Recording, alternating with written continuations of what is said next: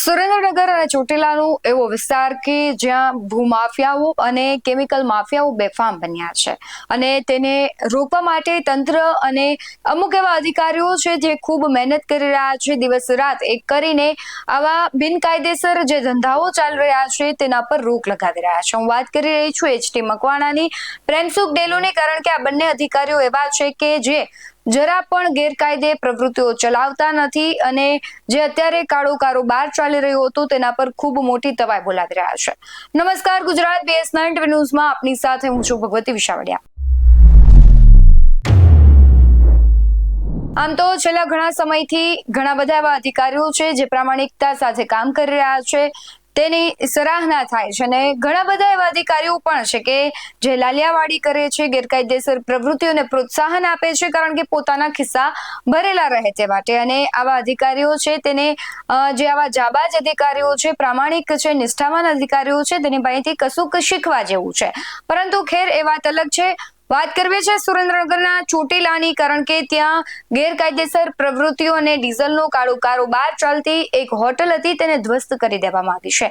Chotila Rajkot national highway પર નાની મોલડી પાસે આવેલી પવનપુત્ર હોટલ પર પોલીસ અને સ્થાનિક તંત્ર દ્વારા મોટી કાર્યવાહી કરવામાં આવી છે.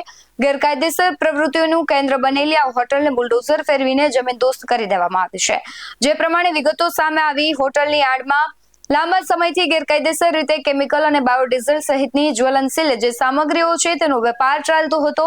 થોડા દિવસો પહેલા જ સ્ટેટ વિજિલન્સની ટીમે દરોડો પાડીને મોટા પ્રમાણમાં શંકાસ્પદ કેમિકલનો જથ્થો ત્યાંથી ઝડપી પાડ્યો હતો. આ દરોડા દરમિયાન હોટલ માલિક સહિત આ કાળા કારોબારમાં સંડોવાયેલા અન્ય લોકોના નામો પણ સામે આવ્યા, જેને પગલે પોલીસે કાયદેસરની કાર્યવાહી તેજ કરી.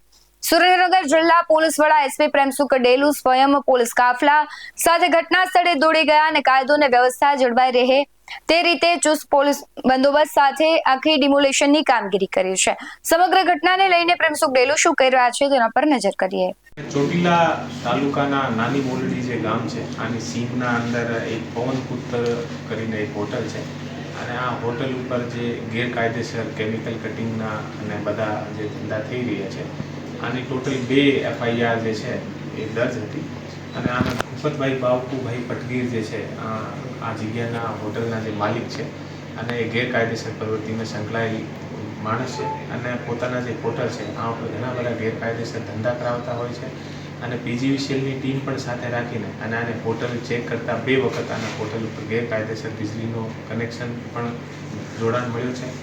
આ જે હોટલ છે એ ગેરકાયદેસર ધંધા અહીંયા થવાના કારણે આ હોટલનું ડિમોલિશન PGVCL અને લોકલ જે પ્રશાસન છે એને સાથે રાખીને અને પોલીસ દ્વારા આપણે કરવામાં આવેલ છે. અને જે તમામ હોટલની જે જગ્યા છે આને અત્યારે ખુલ્લી કરવામાં દેવી આવી છે અને JCB સાથે મળીને અને આને પાડી નાખ્યું છે હોટલને. ટોટલ જે જગ્યા છે લગભગ 8000 જે ચોરસ મીટરના આસપાસની જે જગ્યા છે આ અત્યારે ખાલી કરી છે. અને જે ભૂપત બાવકુભાઈ પટગીર છે એ અત્યારે ફરાર છે અને અત્યારે જે કેમિકલ કટિંગનો જે ગુનો દાખલ થયો છે આનો પણ આરોપી છે. આથી પહેલાં પણ આના ઉપર એક ગુનો જે છે એ દર્જ છે અને PGVCLની ટીમ દ્વારા પણ આને 80,000નો જે છે એ દંડ વીજળી ચોરીનો અત્યારે આપવામાં આવ્યો છે. કેટલા લોકો આમાં સંડોવાયેલા છે સર? જે હોટલનો માલિક છે એ ભૂપતભાઈ પટગીર છે, મેન મુખ્ય માલિક છે. અને આનું બીજા માણસને જે હોટલ છે એ કિરાએ આપેલો છે અને આ હોટલમાં 2 વખત જે છે પોલીસ દ્વારા એવી કાર્યવાહી કરવામાં આવેલ છે. અને લંબે સમયથી અત્યારે ઘણી બધી ગેરકાયદેસર પ્રવૃત્તિઓ અમારે ધ્યાનમાં આવતા આ હોટલને અત્યારે ડિમોલિશન કરવામાં આવ્યું છે. આ ઓપરેશનમાં પોલીસની સાથે PGVCLની ટીમ અને સ્થાનિક વહીવટી પ્રશાસનના અધિકારીઓ પણ જોડાયા હતા.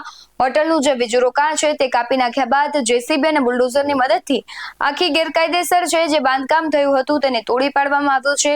પોલીસની આ કડક કાર્યવાહી હાઈવે અને ગેરકાયદેસર રીતે કેમિકલ અને બાયોડીઝલની જે હેરાફેરી તેમજ વેચાણ કરતા ભૂમાફિયાઓ માટે અને અસામાજિક તત્વોમાં જે અત્યારે તે કડક કાર્યવાહીના જે પડઘા પડ્યા છે તેને લઈને જ ક્યાંક ફફડાટ વ્યાપી ગયો છે. આવા અધિકારીઓ છે જે પોતાની નિષ્ઠા અને પ્રામાણિકતા સાથે પોતાને જે ખરેખર કામ કરવાનું છે તે કરી રહ્યા છે, તો બીજા અધિકારીઓને પણ આમાંથી શીખવા જેવી વાત છે કે જો એ પ્રામાણિકતા સાથે કરી શકતા હોય, આ અધિકારીઓને પોતાની આળસ કંખેરીને તેમને પણ કરવું ખૂબ જરૂરી છે, કારણ કે ગેરકાયદેસર પ્રવૃત્તિઓ છે તે સામાન્ય લોકોથી લઈને આખી સિસ્ટમને અસર કરતી હોય છે, આખી સિસ્ટમને ખોખલી કરતી હોય છે અને બરબાદ પણ કરતી હોય છે. પ્રેમસુખ ડેલુ દ્વારા જે કાર્યવાહી કરવામાં આવી છે તેને લઈને તમારું શું માનવું છે કમેન્ટમાં જરૂરથી જણાવજો. બાકી આવા જ વધુ અહેવાલો સાથે ફરી મળતા રહીશું. તમે અમારી યુટ્યુબ ચેનલને સબસ્ક્રાઇબ કરવાનું, અમને ફેસબુક અને ઇન્સ્ટાગ્રામ પર ફોલો કરવાનું ભૂલશો નહીં. બાકી અવનવી અપડેટ્સ મેળવવા માટે આપ જોતા રહો BS9 ન્યૂઝ. નમસ્કાર.